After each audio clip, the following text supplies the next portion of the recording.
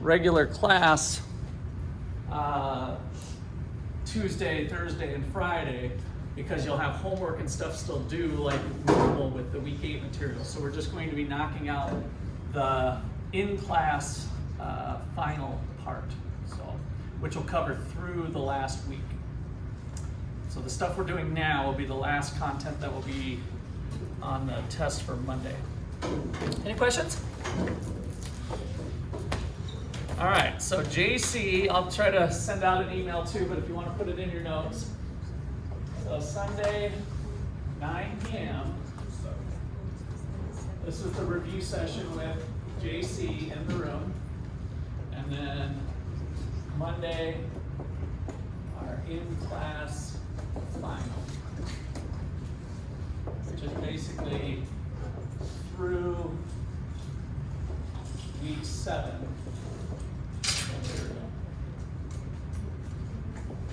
Which is what we're working on today, and we'll continue to work on Thursday, Friday as well. Yes? So the final is not on Friday? That's right. Like next Friday? Yep. It's going to be this coming Monday. So basically, like I said, we weren't going to have that last week's content on the final either way, so it seems a little easier with, there's quite a few sports that are traveling, and then I'm also traveling to Africa on Saturday, so that'll make it a little easier for me to get grades and stuff going beforehand too with the final. And actually a lot of next week's material, some of the stuff that I'll be presenting to some African scientists, some people that are either studying their master's degree or PhD, will be related to what the week 16 material is about economic freedom in Africa. So I think by that time I will have prepared some stuff and might be able to share with you a little bit about what I'm going to be sharing over in Zimbabwe. That should be kind of cool. Anything else? What's that consternated look? I can't quite tell, Jaleesa. Nothing. Just trying to digest things. Couldn't tell if it was a look of concern or a look of interest. All right. So I want to tell you a little bit of the story that chapter 13 lays out. Chapter 14, rather, is what we're in this week. Chapter 14. And it starts with economists trying to figure out what they can do to help the economy. So we've been talking about the Great Depression, and that was bad news in the 30s, right? And then John Maynard Keynes writes his book and says, let's use government policy to intervene to keep things like recessions from happening or attempt to minimize their impact.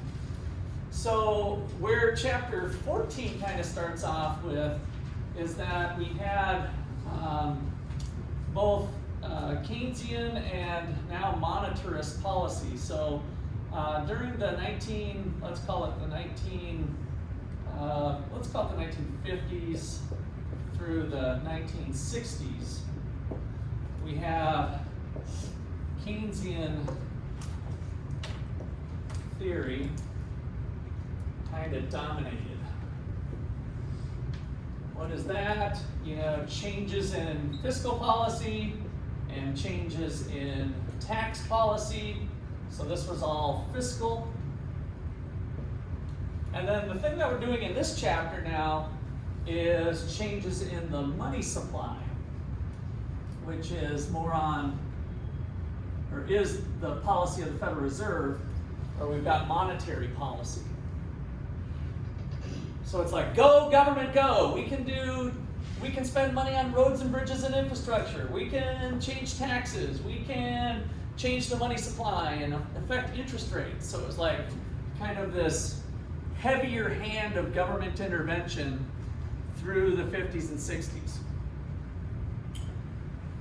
All right, so then in the early 60s, Milton Friedman makes a bold prediction. Milton Friedman predicts big inflation due to monetary policy. And I should have snuck in there expansionary monetary policy. And so he kind of sets off this wave of an alarm. Most people said, what does he know? He's some academic economist making a prediction like economists always do. It's probably going to be wrong. And here's why they thought it was going to be wrong, is that there was the Phillips curve, which will actually this is in chapter 15, which is this week also. But I think this is a good time to introduce it. So the Phillips curve was a long-range study. It was an economist, last name Phillips, A.C. Phillips, did it for Great Britain, and he did it for like 100 years. He had data from 1850 to like 1950, so like 100 years worth of data. And what he was measuring was inflation on the vertical axis and unemployment on the horizontal axis. So kind of two of our biggies. Maybe before I go much further, now that we're getting into more policy-oriented things, what are the three biggies that we hope the Federal Reserve and Joe Biden Congress, what are the three biggies for policy, kind of macroeconomic policy? Low unemployment, good. Inflation. Low and stable inflation. Yeah. And then what was the last one? It's actually usually the first one, but kind of goes real GDP. Good, Chris. So real GDP growing, right? So we want the economy growing in terms of its economic growth as measured by percentage changes in real GDP, like how many beers, chicken wings, and beer, chicken wings, and pizza can we eat and drink over the course of the year is real GDP, our consumption of real goods. We want that growing. So we want real GDP increasing, low unemployment, and low stable inflation. If we had all of those three things going on, we're doing pretty good, right? And so what Phillips did here is he picked off two of the three biggies, and notice that if we looked at 1875, 1850, 1903, 1964, 1932, 1870, we started to see a cluster of data points look like that. And what does this cluster suggest to you in terms of the three biggies? How are they related to each other? If each one of these points is a data point from a different year, what do you see there? How would you describe that data between unemployment and inflation? Jaden? Higher inflation. Yeah, good. So there seems to be a trade-off, right? So higher inflation is lower unemployment. Lower inflation is higher unemployment. There seems to be a trade-off there. So if we did a statistic technique like using regression or fitting a simple line to try to make to see what that data looks like, if we put that in there, on average, it kind of looks like, maybe that type of relationship, right? And so this line being kind of the average relationship between that. And this came to be known as the Phillips curve. That blue line is the Phillips curve. And he wrote this paper around the 1950s. So this was right at the heyday of kind of this Keynesian theories dominating things. We get this trade-off. Now, what does that say about the three biggies? We want low unemployment and low and stable inflation. But this suggests that you can't have both, maybe, right? Or that there's be limits to making unemployment too low or inflation too high. But depending on what the numbers are, that seems to be a decent chunk. So now let's enter in politicians. So politicians and the Phillips curve.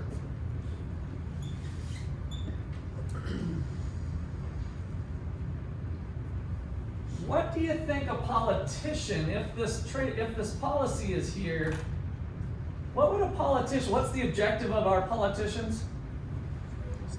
Stay in office or get into office, one or the other, right? And so if you're a politician, what do you think would help you achieve your goals more? A or B? B. Why do you say that?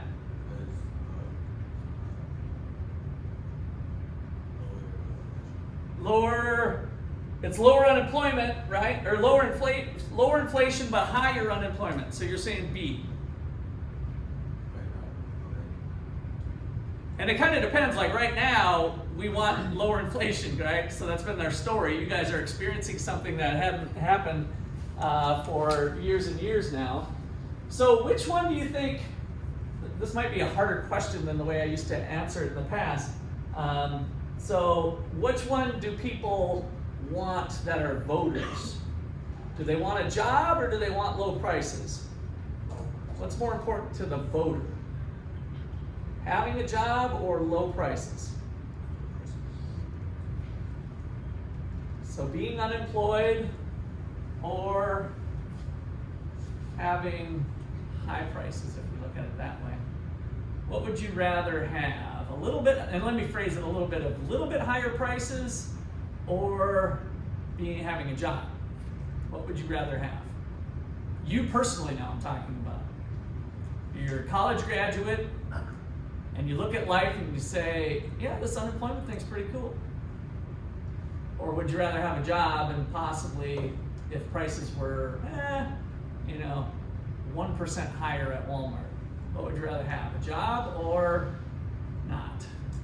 You want the job, right? So the voters want the job. And again, that's a little harder to think about that trade-off here because now I'm not talking 8% to here, but it might have been a range. So for politicians in the Phillips curve, voters want low unemployment.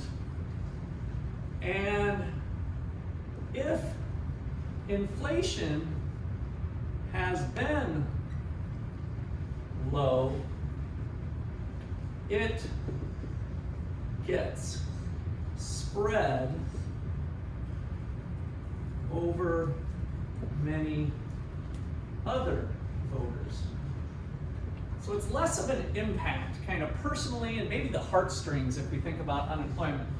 And so to kind of fill up this graph a little bit better, this range here might be, let's just go 1, 2, 3.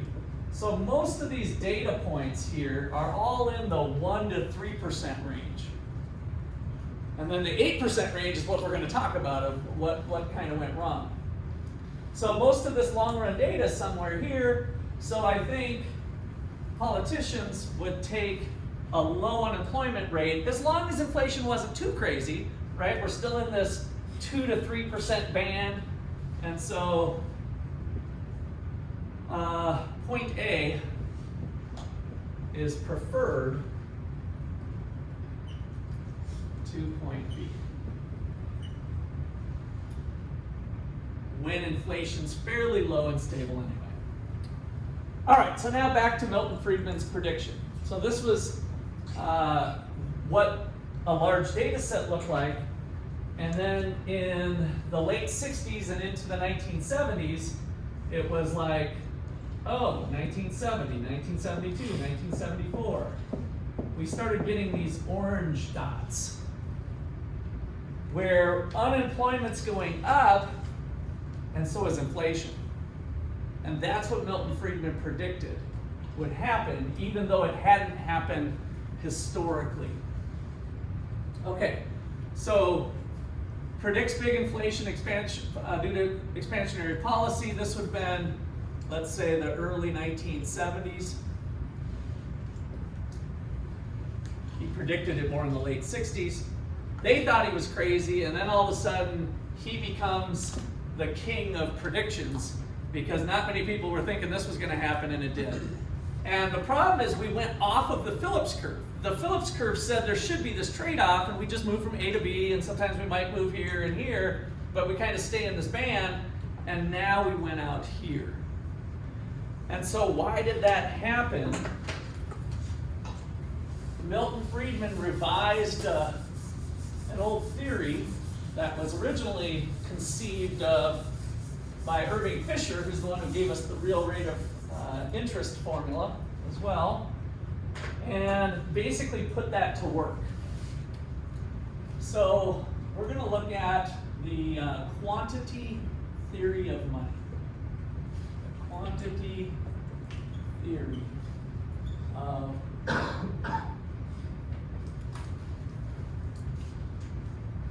And I want to do that first by thinking about an equation.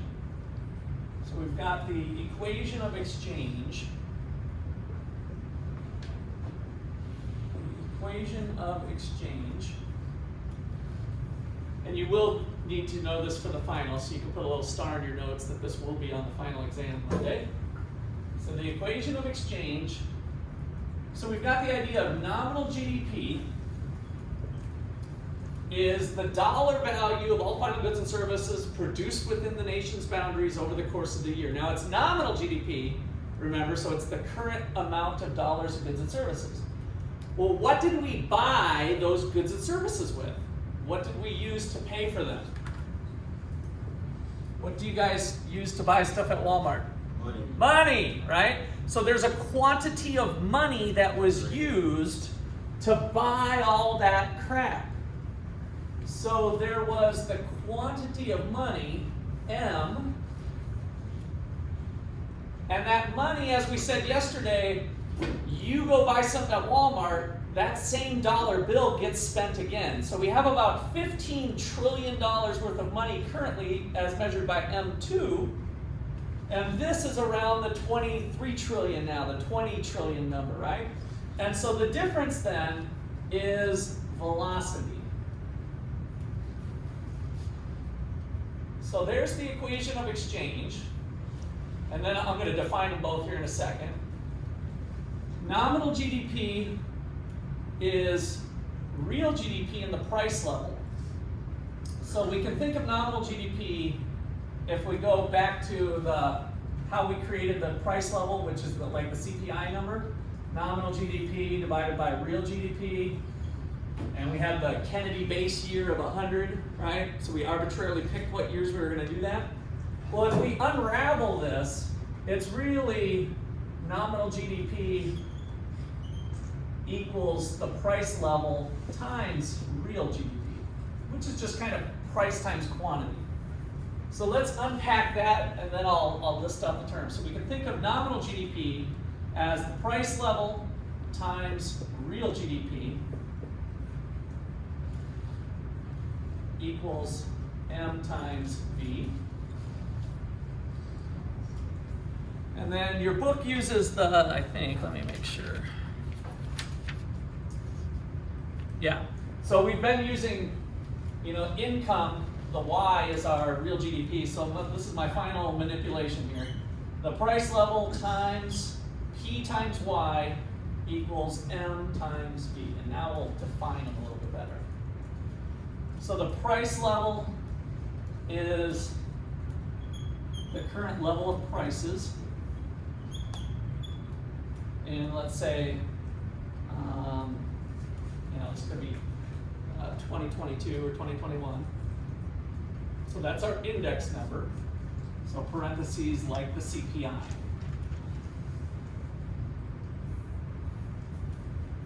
Times real GDP,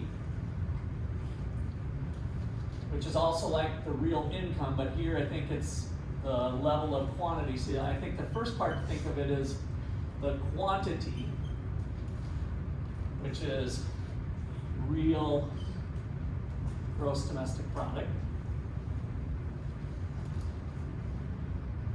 So price times quantity, all the stuff we bought over the course of the year, is equal to the quantity of money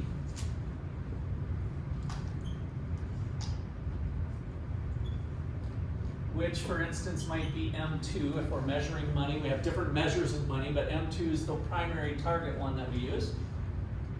And then finally, the V is velocity. Velocity is the average number of times a dollar gets spent.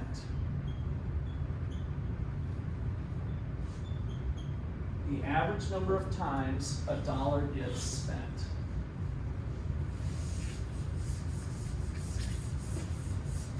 Okay, any questions or clarifications so far? So that's an equation you should have on your formula sheet. Remember, no words are allowed on the formula sheet. But you can have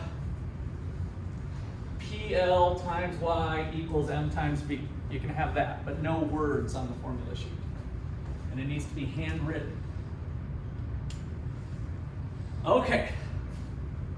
So now back to the prediction part. So Milton Friedman thought about this equation, which kind of makes sense. Does it kind of resonate with you guys? I mean, this is the crap we buy. This is the money that was used to buy all that stuff over the course of the year, right? That's kind of it in a nutshell. And so his prediction that he made from it is that if money doesn't really affect quantities, right? We've kind of come to learn so far that if we just flood money into the system like Zimbabwe, did that help the Zimbabwe people get more stuff, more beer, chicken wings, and pizza? Did that help the Zimbabwe people get more stuff in terms of real GDP? Or what did they get out of flooding money into the system? What did it cost?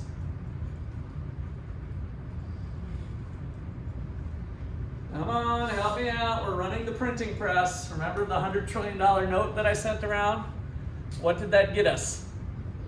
Inflation, right? So ultimately, they'd even print more money, and remember, before it reached the country, it was worthless. So it wasn't even worth the paper that it was written on when we got up to a can of Coke will run you $50 trillion. But later on in the day, it was $100 trillion by the end of the day, right? It's like the money is meaningless at that point. And why is that? Well, everybody's come to know that the government's made it worthless because it's not having any significant effect on real things in the economy. The quantity of resources, labor, land, entrepreneurship, technology, whatever, it's not having any real changes, and so it just goes away. It'll have some short-term effects, but long-term is what Milton Friedman was concerned about. So if money in the long run doesn't really impact this, and this is pretty fixed, so we're going to put a little bar above that to remind us that that's going to be determined by things other than money, right? If there's an increase in resources or some other long-run growth, which we'll spend next week on too.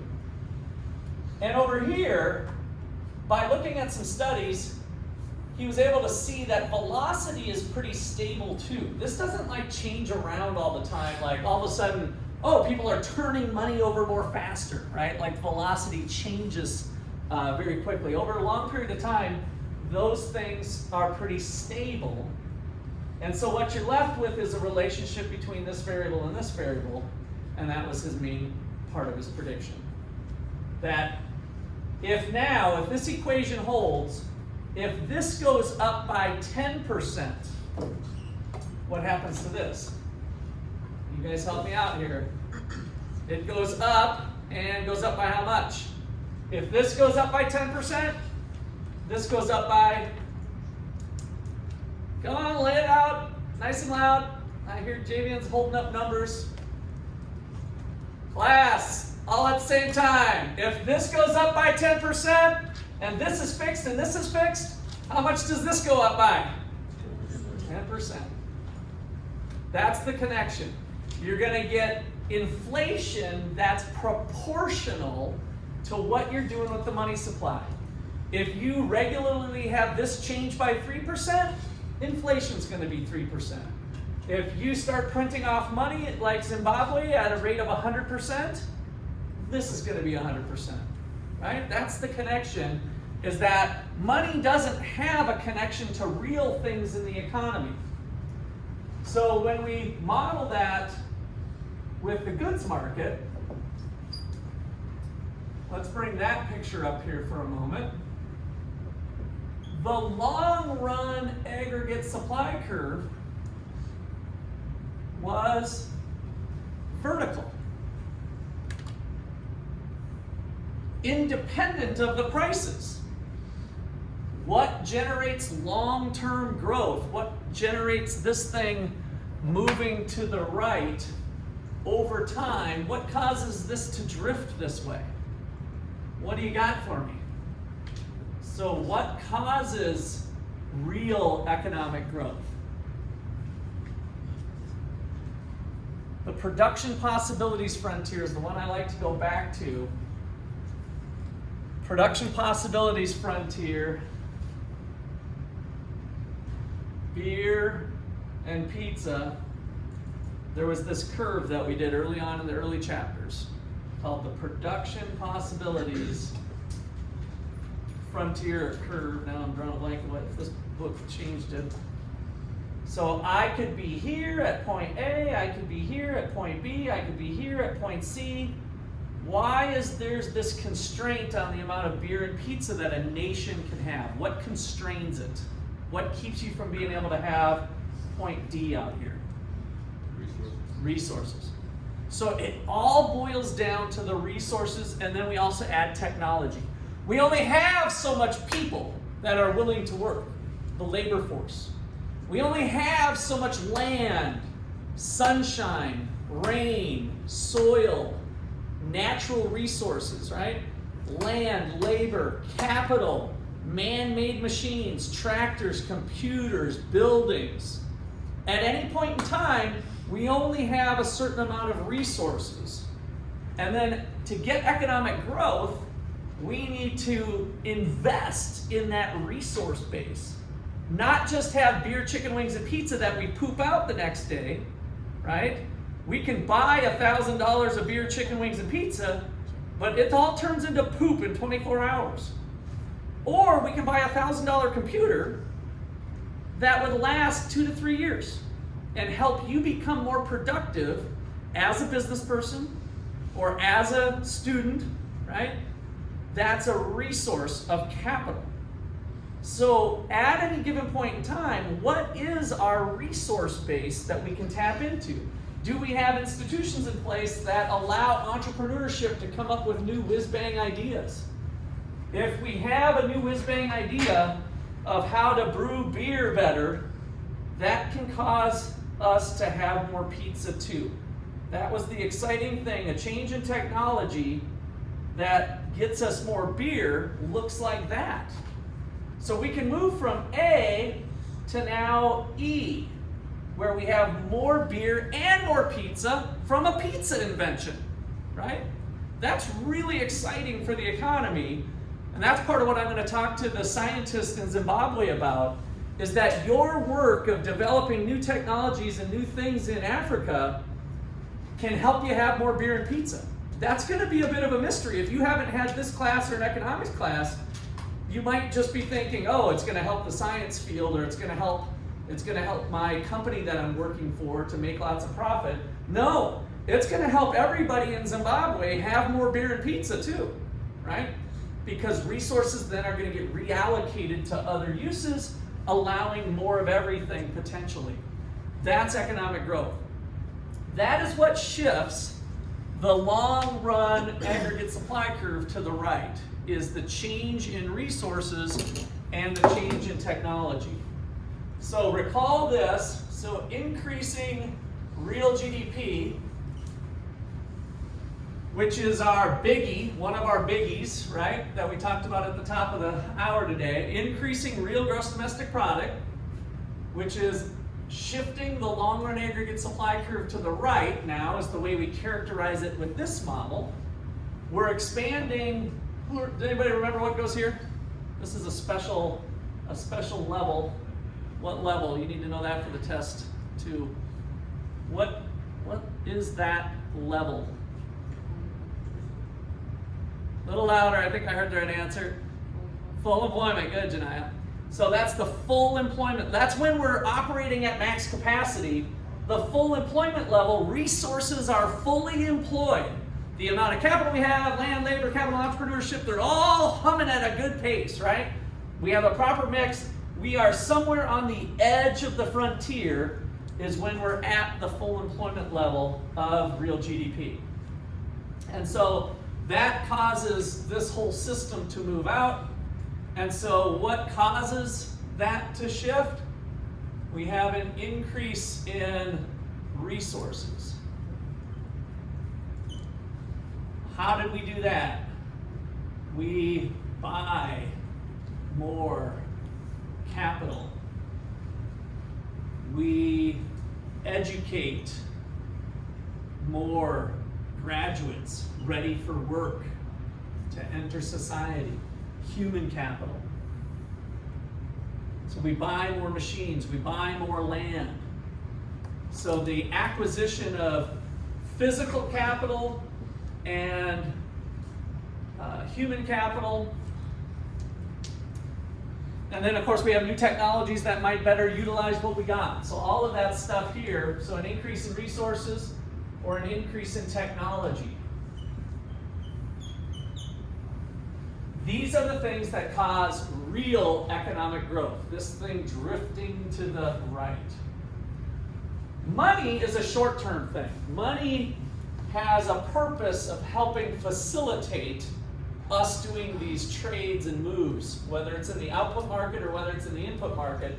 That is money's place. Money doesn't do squat for people. If it was that easy, Zimbabwe would be super rich right now instead of in bad shape, right? Same thing with Venezuela.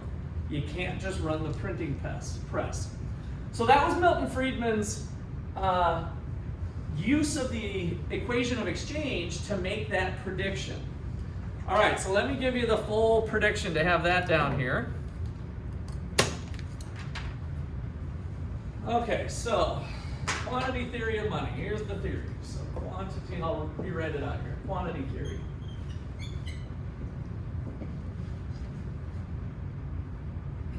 So, hypothesizes that changes in the money supply will cause a proportional change in the price level.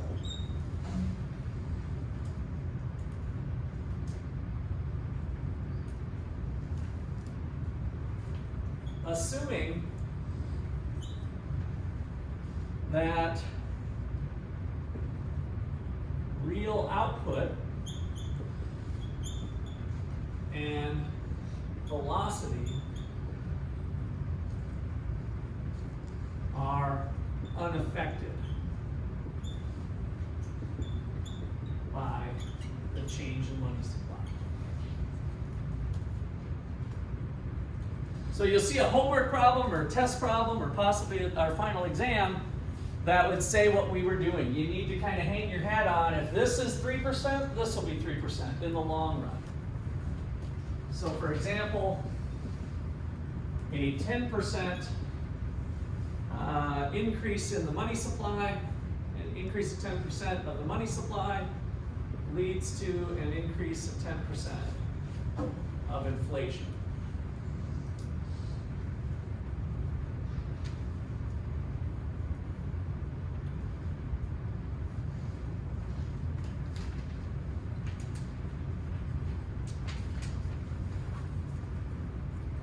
Okay, so let me do that here. It's a little more sophisticated.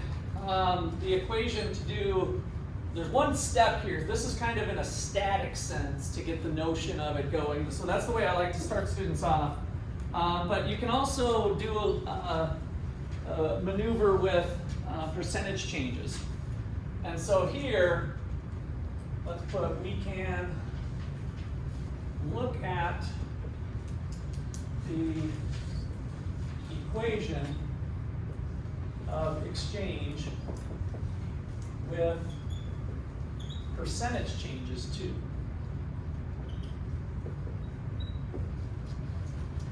And what that looks like is the rate of inflation. I'm just going to use the pi symbol, but this is my shorthand for inflation, so rate of inflation. So that's this chunk of the equation, plus the rate of economic growth, which is this part. So economic growth rate, which is the percentage change of real GDP.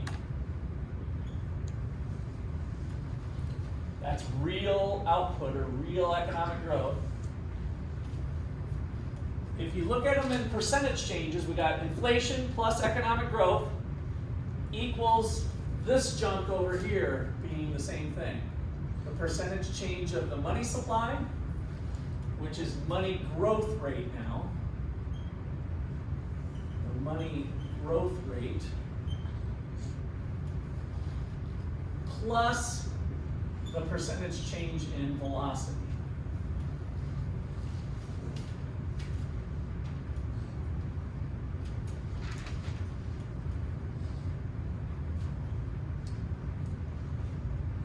Okay, so velocity has been pretty stable over time. I'm going to show you a graph later, but that one's pretty easy to measure, at least in M2. M1 is a little more volatile. So basically the percent change of velocity is 0. It doesn't change very much because it's fixed. And so then that gives us kind of a revised way to look at the equation of exchange. So if percent change in velocity equals 0, then this one disappears. And now we can say, where does inflation come from? Then we have inflation equals the percent change in money growth, 3% inflation, 4% inflation, 5% inflation, whatever it is, of money growth rate rather, minus the amount of economic growth. There's a formula also for you to have for your final right here.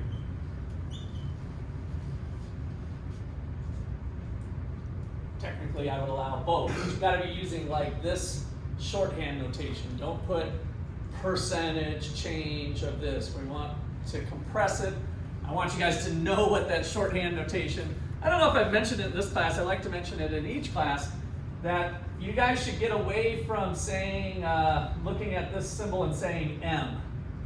And this one, RGDP.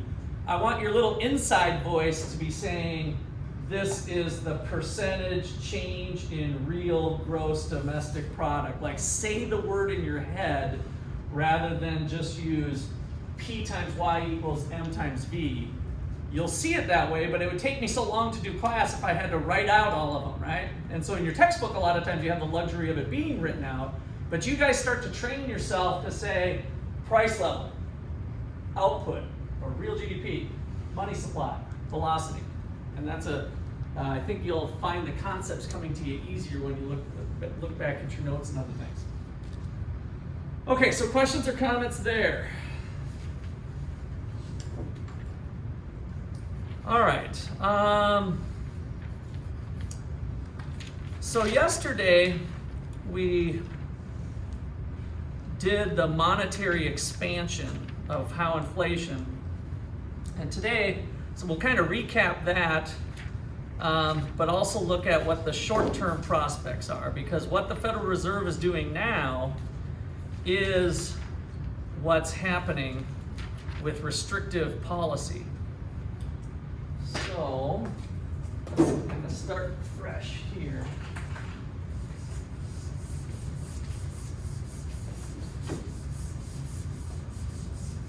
And think about why, with the Phillips curve and other things, we'd have these expansions happening the way they do. Okay, so let's call this policy response.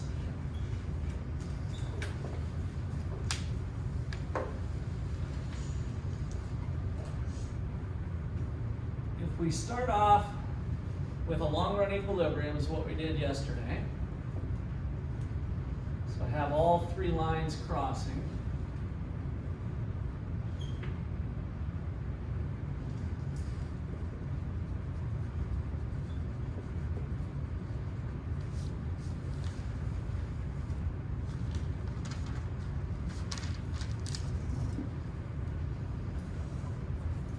And then think about how we get into these messes with both the political markets influencing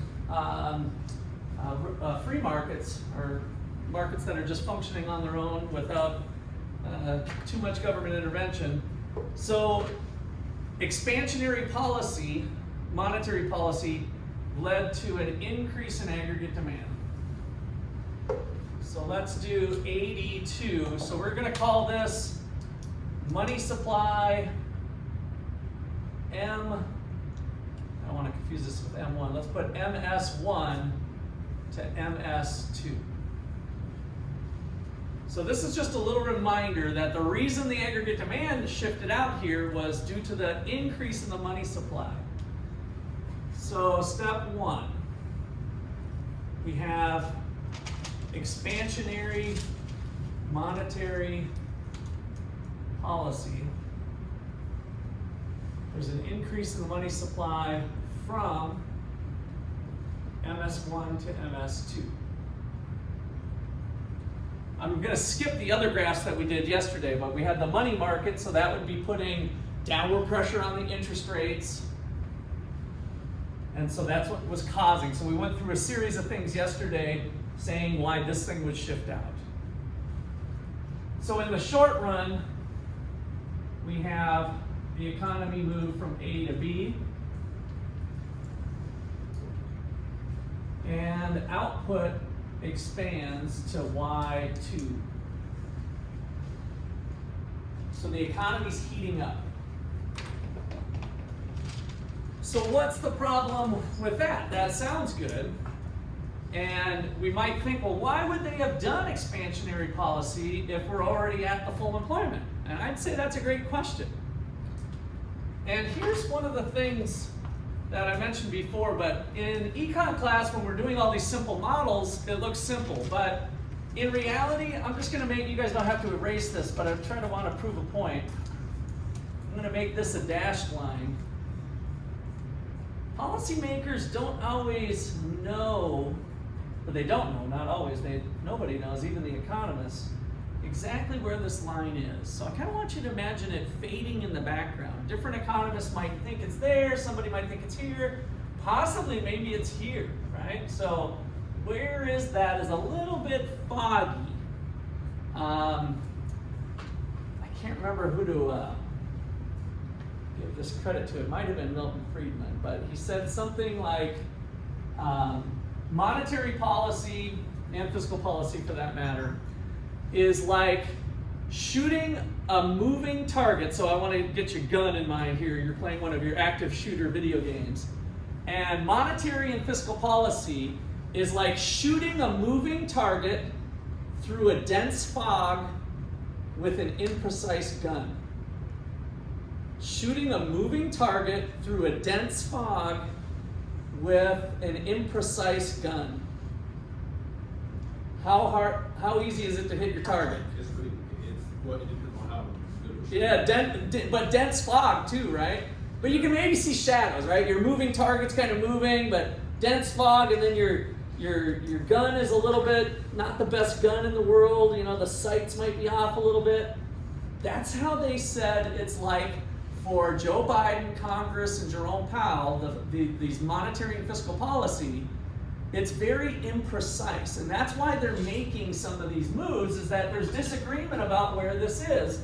Because if we knew it was here, we might behave differently and do some of the actions differently. So let's just say we're at point B with kind of thinking the dense fog is in and it's somewhere over here.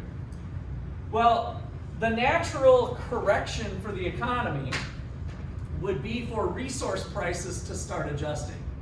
So resource prices, I've been arbitrarily thinking like $10 just to have an easy number. This is what we did yesterday. Where the economy is heading would be up here so that the resources get back into balance, right? Long-run equilibrium is that we have resource prices and output prices kind of in their proper spot. This is where we would be heading if we do that. So let's say the economy starts correcting like it's doing now. And so these guys start to get higher resource prices, which shifts this. We'd be heading to here, but we're not there yet. And what's happening to real GDP as this is going up, going this way? What's happening to real GDP? Increasing or decreasing? We're at Y2. Decreasing, good. Stay with me. So decreasing, so that's falling. So the economy's going down. What's happening to unemployment? When GDP's going down, unemployment's going up. So now people are losing jobs. Unemployment's falling. What should the Federal Reserve do if unemployment's climbing and inflation seems to be okay? Should they use a stimulus policy or a restrictive policy? When unemployment's climbing, do they want to stimulate the economy or bring it back? Stimulate it if it's falling. So remember, the whole idea here was to use government policy as we're going through our ups and downs. If this is real GDP over time, this is our business cycle, the ups and downs. We're falling, oh, let's use government policy to make it stabilize, right? It's going up, let's bring it back. And so when we have that mentality, we start doing, now I want you, most of your folks to stay on the short run. So prices start to go up, but it's still not bad. You know, maybe this is just still at 2% inflation.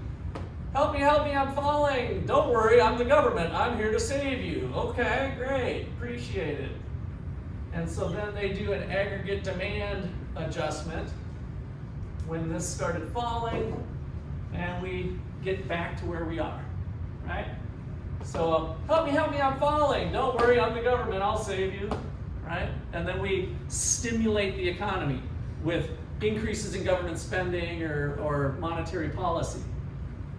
We keep fighting, but now that they stimulated it again to MS3, now these guys have a little bit higher pay, but we're still moving this direction in a dense fog. And so now we're at point C, and the economy tries to, the invisible hand of the marketplace is going to get their way eventually. Prices start going up, but maybe inflation's still like only 2.5%. Don't worry about it, right? Help me, I'm falling, I just lost my job.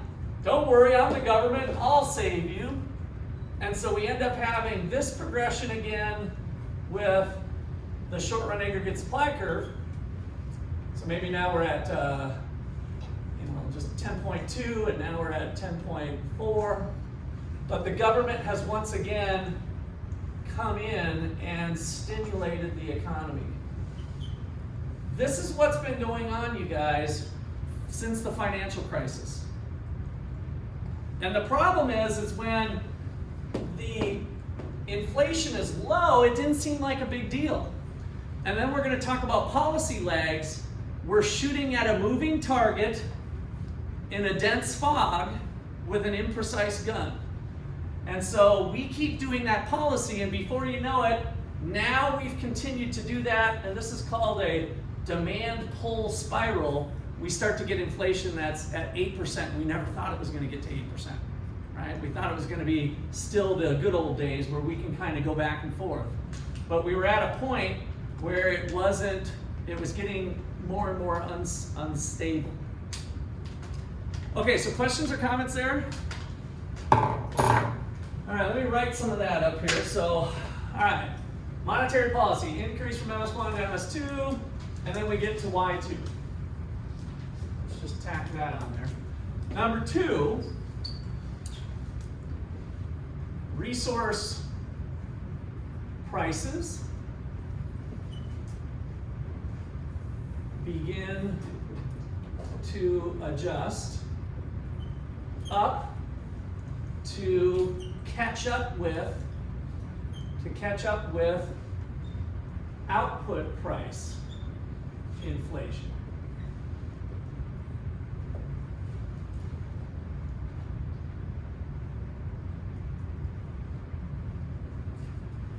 And this causes a decrease of Y and an increase of unemployment compared to Y2.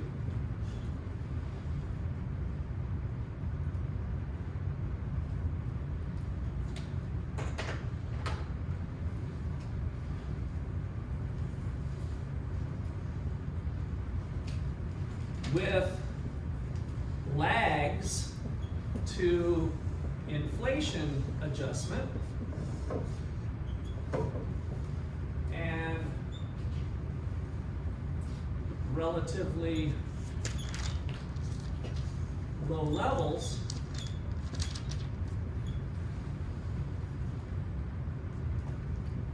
Fed stimulates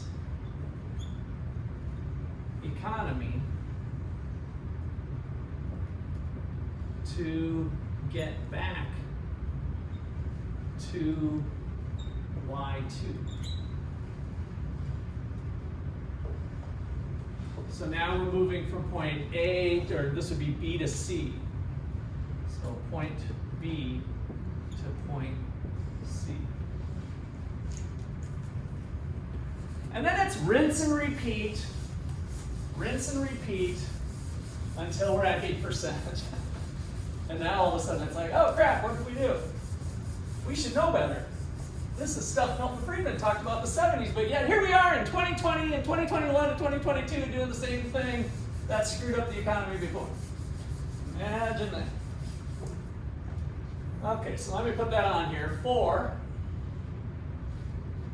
rinse and repeat. Step 3, until inflation goes crazy.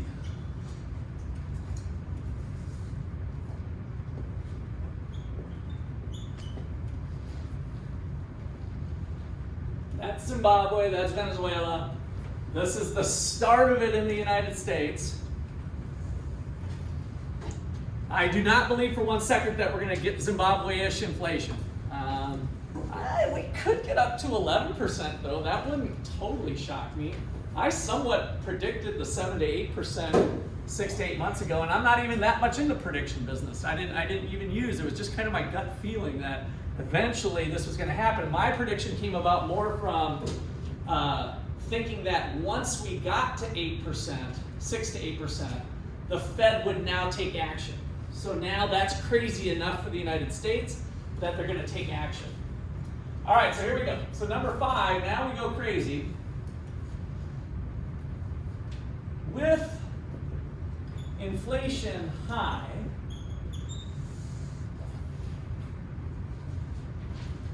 Fed will use restrictive policy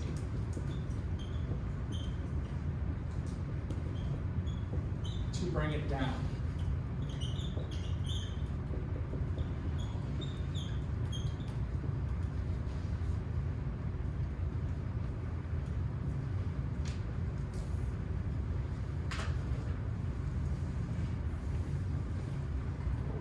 So now all of this increases in the money supply that we've been doing. Here was 81, 82, 83, 84. That was all because of playing footsie with trying to keep unemployment low, right? Let's keep unemployment low, things are fine, we're fine, it's doing good.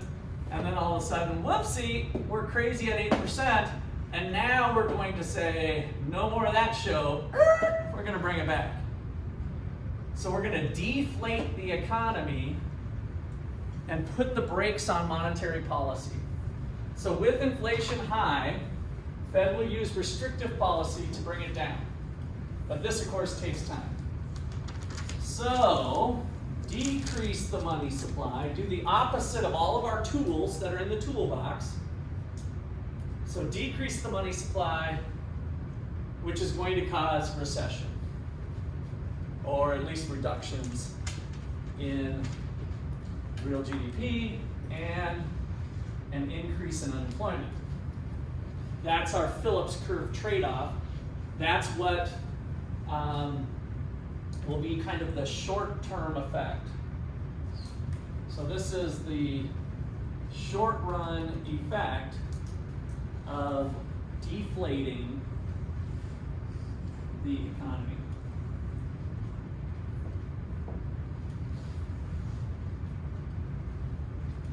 In my opinion, when this happened in the 1980s, Paul Volcker, the then Fed, decided the best treatment for the United States when they had inflation of 8, 10, 12% was to go big time and just rip the Band-Aid off. Or rip the scab off, or whatever. I guess Band-Aid is what I'm saying. It's a Band-Aid. We were trying to heal ourselves, and just rather than pulling off that Band-Aid a little bit so it's not so ouchy, we just take that sucker and rip it off, right? So make it a big move.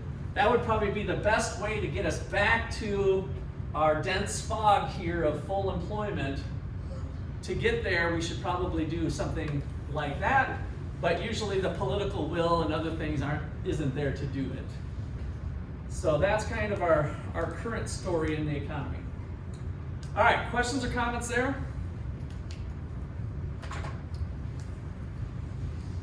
All right, so let me get this thing fired up here. I think I did. Show you a couple things from the book, and then I got a little video lined up for you.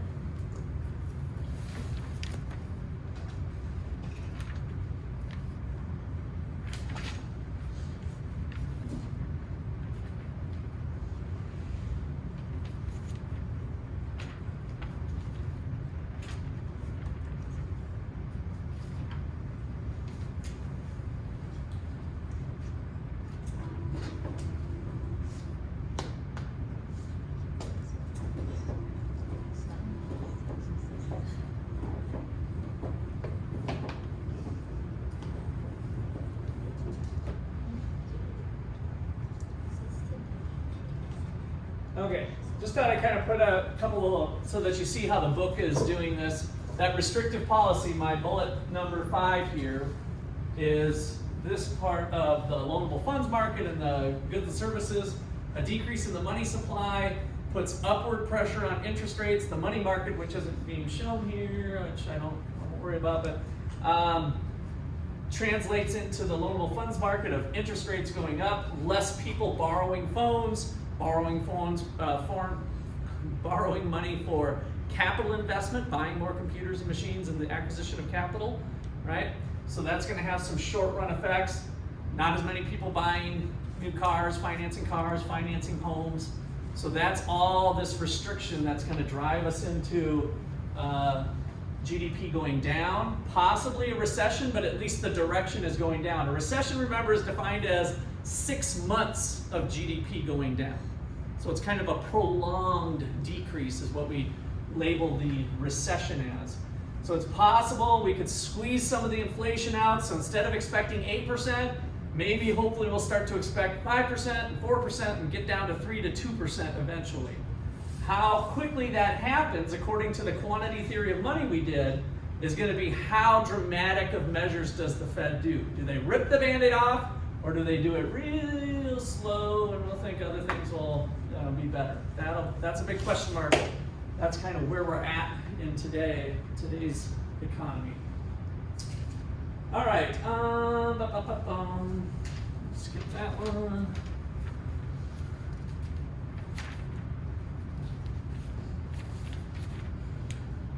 Okay. I'm going to hit you with these two to give you a couple different pictures. There's a lot going on here, but we've got countries to the left through the bottom. So Japan, United States, France, Italy, Spain, United Kingdom, and the blue line is 2030, the yellow is 1970. And what's interesting here is that they're measuring the population ratio. Let's take people 50 to 75 divided by the population under 50. So I'm right at the breaking point. I'm 50 years old. Hard to believe. I felt like I was your guys' age just 5 years ago. So I'm 50. And so what's the difference between people 50 to 75 versus under 50? What's kind of different with their behaviors? Think retirees, right? Because we're up to 75, so 65, most people are thinking pretty hard about retiring. Some people still work. I'm planning on still teaching you guys at that time. I just have fun with my job, so it's not really a job. So what's the difference there? What are people doing in terms of borrowing and lending? Who are our borrowers? Under 50 or over 50? Under, right? So when we think of the loanable funds market, our savers, the people's 50 to 75, are the ones that are essentially supplying loanable funds to people under 50 who are buying homes and getting loans and doing other stuff, which include you guys. So that is what they're measuring here, is the ratio of old people to young people. So what does that look like in the past versus what it looks like now? So here's the United States from 1970 up through 2000, and then we've got this. So we have a decent chunk of people that are living longer, although once they turn 76 or 75, they're not actually included in this ratio, right? So what's happening to old people versus young people? Who do we got more of in terms of the changes? We got more old people relative to young, or vice versa? More old. Good. So more old. Look at the Japanese. You guys have heard about them living a long time? Yeah, they're pretty good genetically on aging. And it's been that way. Look at this. Even early on here in the 80s, they started living longer. And so and people didn't have as many kids. So there's two things going on here, right? We quit cranking out babies at the rates we used to. Maybe on average it was 3 babies per couple, and then it drops down to 2 babies and 1.7. Well, in Japan it even fell more dramatically, and genetically they start living longer. So all of a sudden they're facing a culture that has proportionately a significantly larger number of 50 to 75-year-olds. Well, that change is happening in the United States as well. And so from the stuff we've been doing, that means that there's more loanable funds out there from demographic changes of having more savers. The older people are going to be our savers in our supply of loanable funds relative to the demand. And so those are some changes that happen in different places in different ways. So I don't know what these guys are doing here. Italy, I'm guessing their birth rates have changed a lot. United States, we're still cranking out some kids, I think, but I suspect it might be kind of birth rate related, that the projected 2030 looks the way that it does. So those can play a role there. It's kind of fun to look at that. That's in your chapter. And then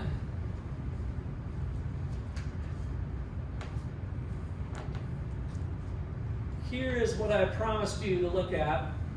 Milton Friedman's theory, velocity, 1990 to 2020, fairly stable, but we did see it drop significantly enough that when they did those high increases in money supply, it didn't quite have a proportional change because velocity did dip down as well.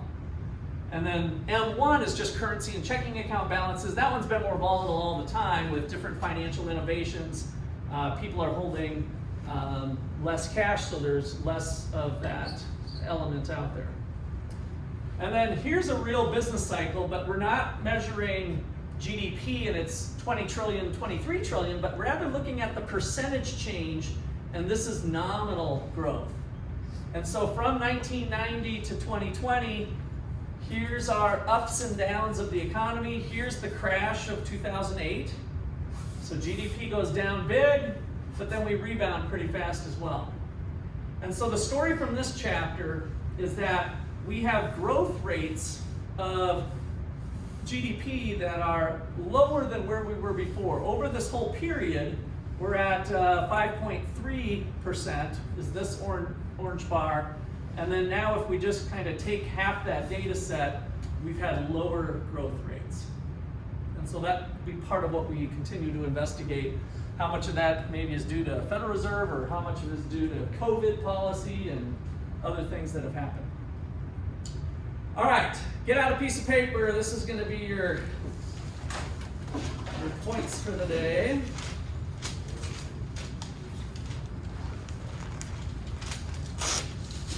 So as we move into chapter 15 more so, we'll get even into more fiscal policy on top of the monetary policy. And I like this guy's kind of a fast talker, so this is in regard to healthcare reform, but in the back of your mind you can think about government getting involved in healthcare. And is that the way we need to fall back on, or is there other solutions? So here we go. Hey, I want to return to the subject of America's fascinatingly inefficient healthcare system. I want to make a capitalist argument for reform, but first, a brief defense of capital. What? I know this guy. I was in high school and my teacher used to play it all the time. Oh, is that right? Yeah. Cool. All right, here we go. I'll have something for you to write at the end of it, but right now just kind of put down some bullet points as you go through. If you hear something that's interesting, just jot it down, and then we'll have a question at the end. All right, here we go. Okay, so think of the economy as a pizza. The richest people get the largest portion of that pizza, and the poorest people get very little of it. In fact, in the US, the poorest 40% of Americans get less than 0.3% of the pizza. That's problematic, don't get me wrong, but the cool thing about capitalism is that thanks to innovation and competition, over time, the overall size of the pizza increases. So even if your percentage slice of the pie doesn't increase, you get more pizza. This is ultimately why you probably live in a place with a refrigerator and your great-grandparents probably didn't. Essentially, Hank, over time, free markets create free pizza. Well, it's not free, actually, because innovation usually means like increased use of non-renewable resources and new damage to the ecosystem. But what a free pizza! And this is very important, the only way to get that free pizza is to make the world safe for innovation and competition. Like you need innovators to create refrigerators, and then you need competition to drive the prices down. Besides creating free pizza, this also creates lots of jobs. So yay, unfortunately, our healthcare system sucks at facilitating this. Okay, so in the United States, most people get their insurance through their employers. Like the vast majority of companies with more than 50 employees offer health insurance plans. That's how my family and I get our health insurance through my wife's job. But if you or your spouse don't work for a big company, it can be difficult to get insurance at all because insurers can deny people access to coverage based on past health problems called pre-existing conditions. And this can lead to all kinds of irrationality because people don't want to risk this pre-existing condition stuff, so they either stay at their job with a big company or they remain full-time students because those ways you're guaranteed to have health insurance. Example, in 2008, Henry Wright graduated from college, which meant he no longer had insurance, so he figured he should enroll in graduate school in physics so he could keep his insurance, even though what he really wanted to do was do YouTube-y stuff. Fortunately for Henry, at that very moment, the Affordable Care Act came along saying that he was entitled to be on his parents' insurance until he was 26. And that allowed him to go work for a tiny online video company, which in turn led to the creation of Minute Physics and Minute Earth, two of the most innovative educational projects on the internet, telling us everything from what a Higgs boson is to why locust plagues happen. Those projects have been watched hundreds of millions of times, and they make us smarter, but they also increase the size of the pizza. But crazily, if it hadn't been for this weird rule in the Affordable Care Act that you get to keep your parents' insurance until you're 26, none of it would have happened. Let me give you another example. You, and by you I mean my brother Hank Green. I don't mean the other people watching this video. Although, hi, Hank, you have ulcerative colitis, a chronic and very serious illness that's also extremely expensive to treat, so no insurance company will ever choose to insure you. Now, thanks to the state of Montana, you currently have a so-called catastrophic coverage plan, which caps your out-of-pocket health expenses at $10,000 per year. That's not ideal, but before Montana passed that law, you couldn't get any health insurance at all, meaning that you were constantly at risk of like $1 million bankrupting illness or injury. So back before this government-subsidized healthcare plan came along, you had to allocate every dollar you made to the I don't want to go bankrupt if I fall off a ladder fund. But then when the state of Montana came along and forced insurance companies to at least offer catastrophic coverage to people like you could suddenly use your resources more efficiently. Basically, you could take all that gosh I don't want to fall off a ladder money and start spending it on other stuff, like, I don't know, DFTBA Records, which now employs lots of people. Or you could spend money to start VidCon, which now also employs lots of people. Then there's the Lizzie Bennett Diaries, and Crash Course, and SciShow, and Sexplanations, and The Brain Scoop, and the Foundation to Decrease World Suck, and Subbable, and the juggernaut known as 2D Glasses. Heck, altogether these investments that you've made in innovation are responsible for dozens of jobs and for a significant growing of the overall size of the pizza. And none of that could have ever happened without publicly subsidized health insurance. Now, of course, Hank could have gone to work for a big company after college, and he could have gotten health insurance, but then there would be no Nerdfighteria, no VidCon, no DFTBA Records, etc. Career decisions should be about finding the place where your talents meet the world's needs, not about finding the place where you can get health insurance. Okay, so this all took a hilarious turn recently when Henry turned 26 and aged out of his parents' healthcare coverage. He then had to apply for his own insurance, and sure enough, he was turned down because of the pre-existing conditions of tinnitus and tendinitis. That's right, he has a little bit of a ringing in his ear occasionally, and his knee gets sore because he runs a lot, because he's so fracking healthy. Now, of course, on January 1st, 2014, Henry will be eligible for coverage, as everyone else will be through the Affordable Care Act. But if that didn't exist, he would be forced to choose between minute physics and his health. That is a ridiculous choice. And that ridiculous choice, as lived by tens of millions of Americans, has inhibited innovation, prevented job creation, and it has made the pizza smaller than it ought to be. Heck, there are only a few things that really piss me off in this world, and one of them is small pizzas. So that's my capitalist, fiscally conservative case for healthcare reform. For too long, we have privileged employees over entrepreneurs when we need entrepreneurs like Henry and Hank to maximize economic growth. Hank, thank you for being the engine that drives job growth in the American economy and for giving lots of people jobs, including me. I will see you on Friday. Informational videos are allowed to be more than 4 minutes long. Has that been open the whole time? Dang it! Sorry. You saw the secret innards of the set, which is really just my desk. Alright.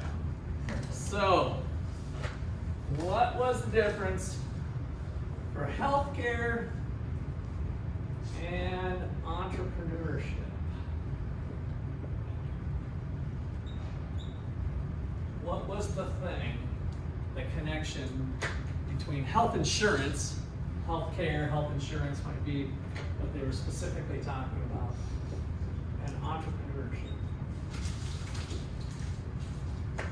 Make a few comments about that, and we're done. We'll see you on Wednesday.